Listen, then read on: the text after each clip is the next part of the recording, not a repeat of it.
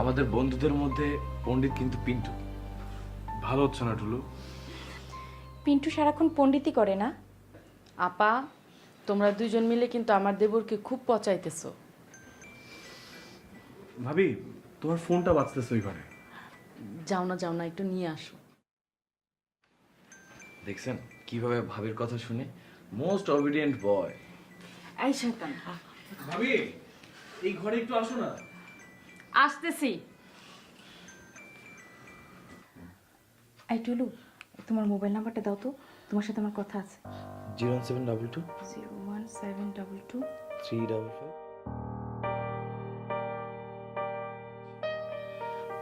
আচ্ছা আপু, তাহলে আমি আসি।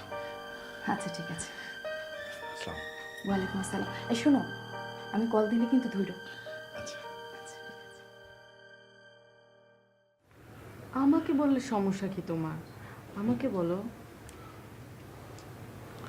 পিন্টু, টুলুকে নিয়ে একটু বাইরে যাও তো। চল চল, সব কথা সবার শুনতে হয় না। তুই যে শুনতেছিলি? আমি তো পণ্ডিত, একটু আগে বললি না তুই? দাঁড়া, তোর পণ্ডিতি বের করতে আয়। টুলুও তো অনেক বিটলা হয়েছে। ও, টুলু তো আপনাদের বাসায়, আপনার সামনে নাকি? আসছিল হুট করে, বের করে দিলাম। কালকে চলে যাবেন কেন ভাবি? থাকেন না সামনে শুক্রবার পর্যন্ত। থাকার উপায় থাকলে থাকতাম, এখন থাকা ঠিক হবে না। এখন তো ভাইরাই গার্ডিয়ান, তাদের কথার বাইরে কিভাবে যাই বলো? ওরা ছাড়া আর আছেই বাকি আমার, এখন ওদের কথাই শুনতে হবে আমাকে।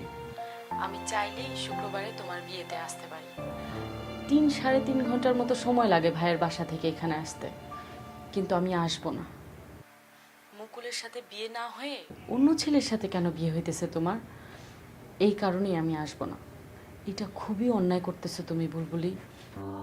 আপনি তো সব জানেন না ভাবি, জানলে হয়তো আপনি বলতেন না। এখন আমি অন্ধের মতো মা যা বলবে তাই শুনবো, আর কিচ্ছু ভাববো না। আর ভাবার কোনো উপায়ও নাই। আমি মুকুলকেই বিয়ে করতে চাইছিলাম ভাবি, কিন্তু শেষ পর্যন্ত মুকুল আর চায় নাই।